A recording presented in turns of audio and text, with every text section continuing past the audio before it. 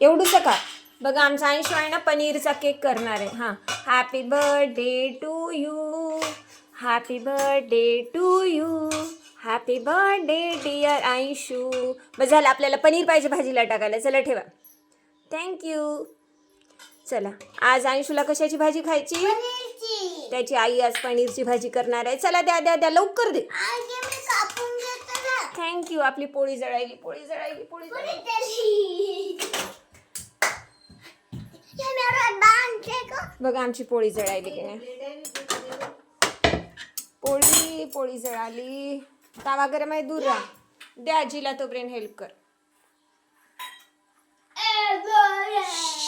घाणेरड्या आवाजात ओरडायचं नाही.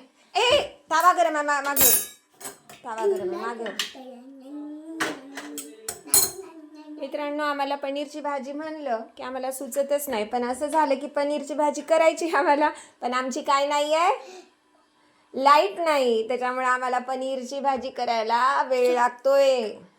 तोपर्यंत आपण करून घेऊ पोळ्या. मला बघू दे. थांब ना 1 मिनिट, बघायचीच काय.